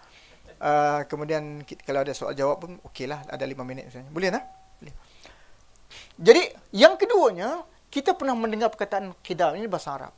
Qidam ini istilah Arab yang kalau kita terjemahkan bermaksud dia sedia ada. Maknanya dia tidak dahului dengan perkataan tiada. Tidak ada permulaan pada perkataan tiada. Maknanya tidak didahului dengan tiada. Jadi qidam. Istilahnya ialah kewujudannya tidak dimulai dengan tiada. Faham ke? Boleh. Kewujudannya tidak didahului dengan tiada. Okey. Boleh? Terima kasih. Baqa ini bermaksud Tuhan tidak akan mati. Tidak akan didahului dengan pengakhiran. Tidak. Kenapa? Kalaulah kewujudan Tuhan itu bermula dengan tiada, kemudian diadakan, tak layak dipanggil Tuhan. Faham? Dan kalau diakhirkan, makna Tuhan itu dia akan mati ataupun hilang, habis, maka maknanya tak layak dia sebagai Tuhan. Dan kewujudan alam tidak akan ada selepas itu. Padahal istilah itu tidak logik bagi Tuhan. Jadi logik bagi Tuhan, dia mesti tidak ada permulaan dan dia mesti tidak ada pengakhiran. Itu logik dari sudut ketuhanannya. Jadi perkataan mukhalafatul lil hadis ini dia bermaksud Tuhan tu mesti berbeza dengan makhluk. Dia tak boleh sama dalam semua sisi. Perbincangan ada panjang, tapi saya nak bagi rumusan umum. Dan qiyamuhu bi nafsi ini maknanya dia tak bergantung dengan apa-apa.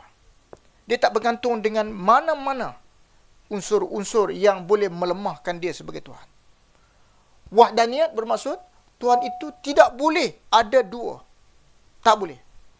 Kalau dua, masing-masing teritorinya terhad. Tuhan ni dia kata, okey, ini saya punya teritori, saya boleh buat dekat ni je. Maknanya Tuhan itu tak boleh nama Tuhan lah, sebab dia sudah ada teritori. Apatah lagi jika wujud teritori, jika teritori akan berlakulah, dia panggil dia pergaduhan Tuhan-Tuhan. Tuhan bergaduh sama-sama Tuhan. Lafaz sadada, maka alam ini akan musnah. Sebab itu, istilah-istilah agama ini, secara logiknya, dikuatkan dengan istilah-istilah dalam terma agama, dalam terma Quran. Qul huwallahu ahad. Katakan, Tuhan itu satu. Allahus samad, dialah tempat kamu bergantung.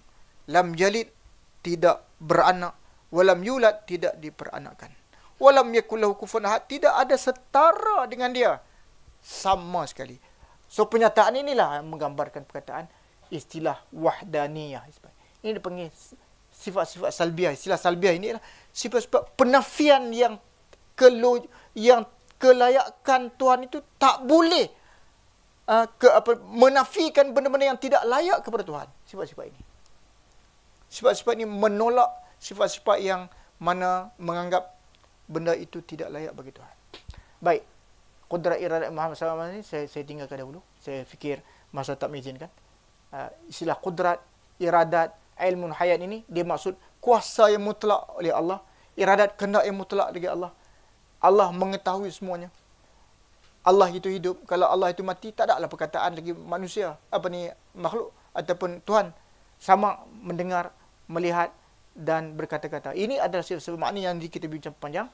Kaunu qadiran bersemua ini tinggalkan dahulu.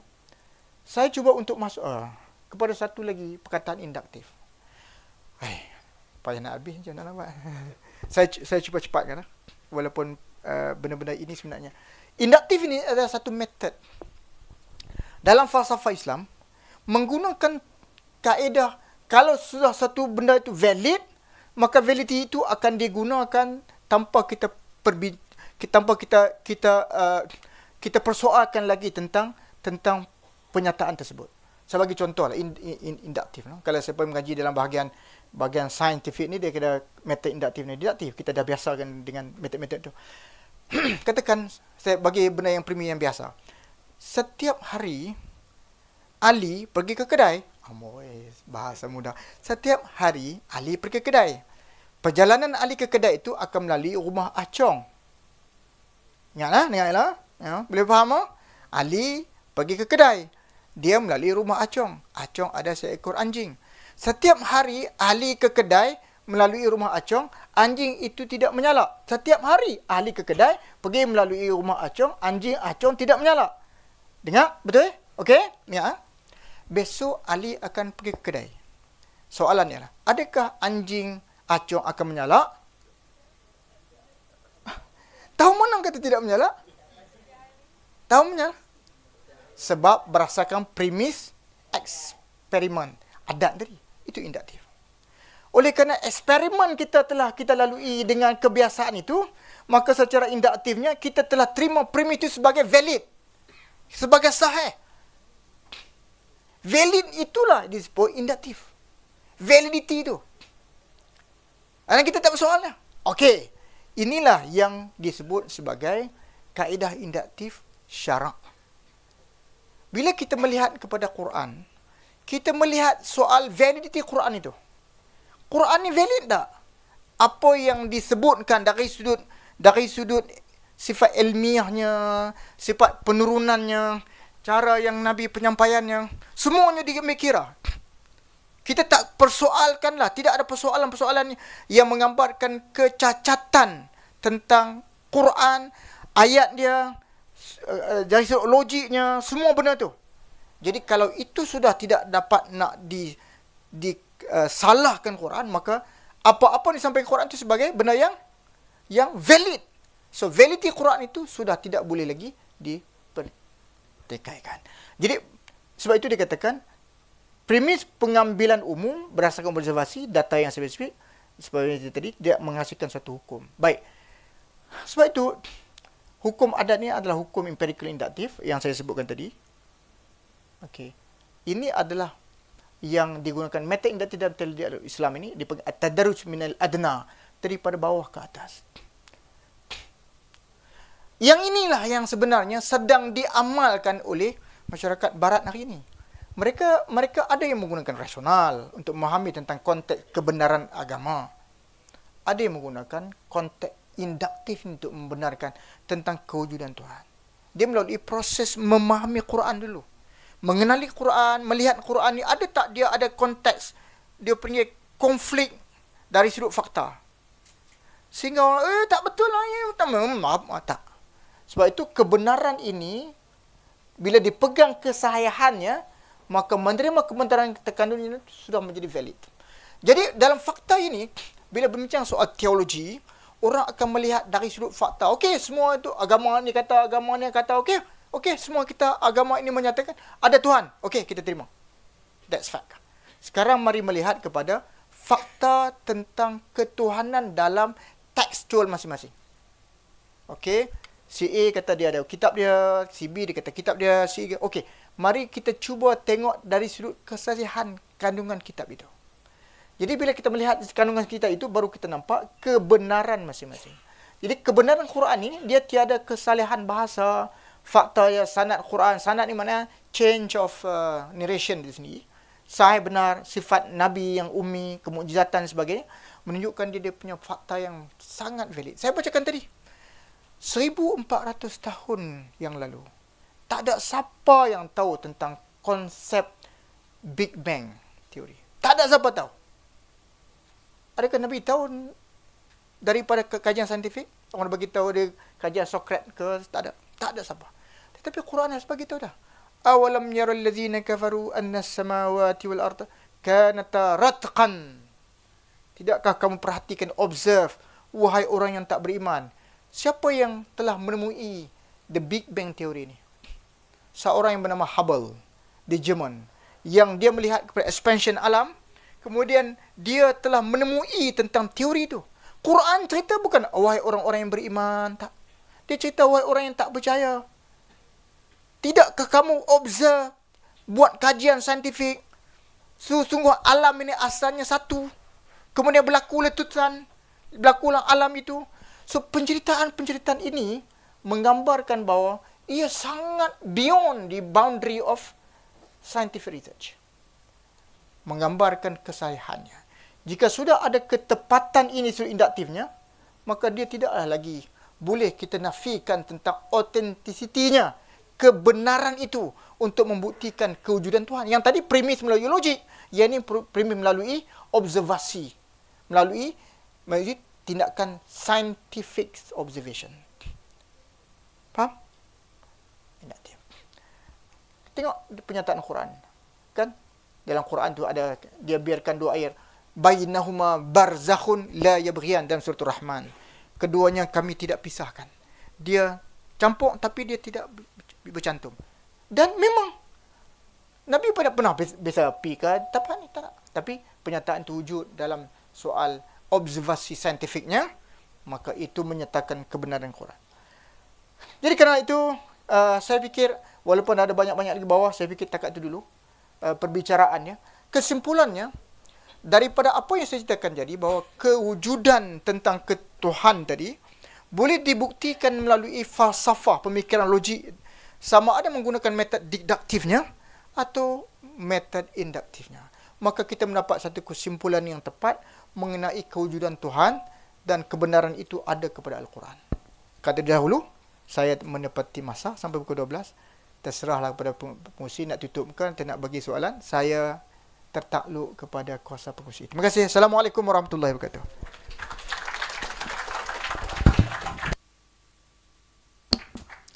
Terima kasih Yang Berusaha Prof atas syarahan yang disampaikan sebentar tadi. Yang Berusaha Prof dipohon untuk kekal berada di atas pentas untuk acara seterusnya. Hadirin sekalian, seterusnya adalah penyampaian cenderamata sebagai tanda penghargaan dan kenang-kenangan. Untuk itu, dipersilakan Yang Berusaha Puan Rahimah binti Ishak, penolong Ketua Pusakawan untuk menyampaikan cenderamata kepada Yang Berusaha Prof. Dipersilakan. Dan diiringi oleh Prof. Abdul Halim.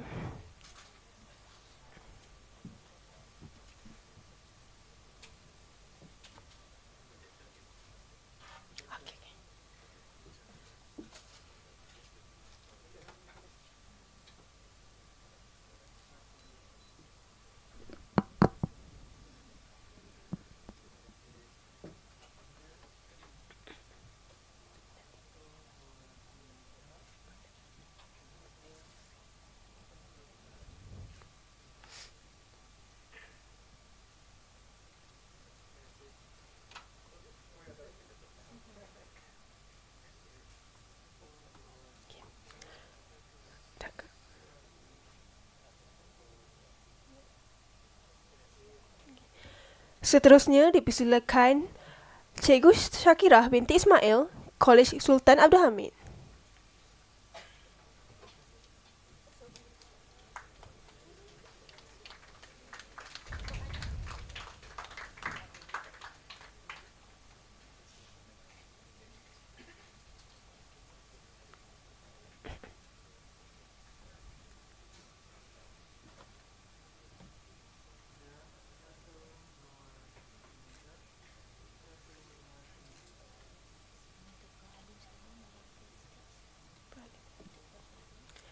Diminta Prof. Halim untuk naik ke stage.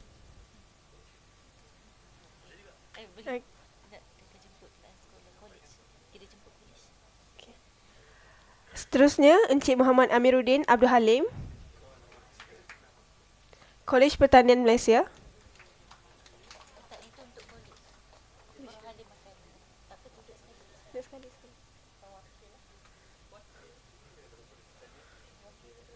Wakil daripada kolej.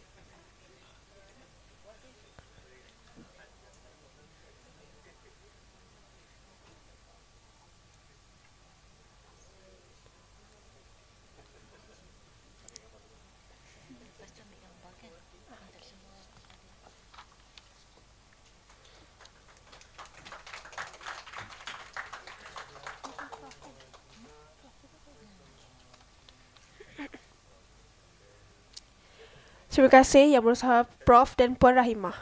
Bagi merakamkan memori indah majlis pada hari ini, majlis mempersilakan petugas jurufoto bagi mengambil gambar kenang-kenangan. Seluruh hadirin sekalian dipersilakan. Terima kasih.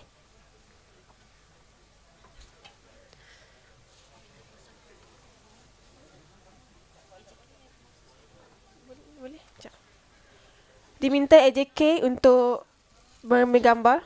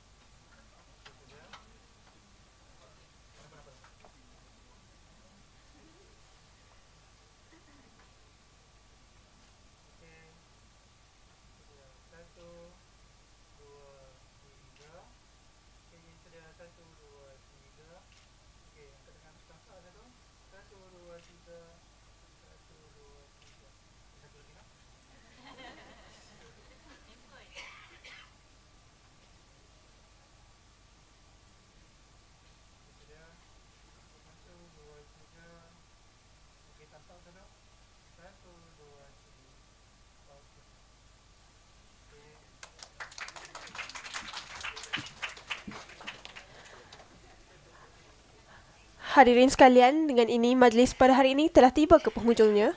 Saya bagi pihak majlis merakamkan ucapan jutaan terima kasih kepada Yang Berusaha, Profesor Dr. Syukri bin Ahmad, pihak penganjur Perpustakaan Tanah Bahiyah dengan kerjasama Majlis Profesor Universiti Utara Malaysia serta seluruh hadirin yang sudi menjayakan majlis pada hari ini.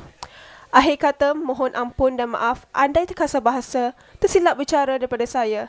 Sekian, wabillahi taufiq wal hidayah. Wassalamualaikum warahmatullahi wabarakatuh.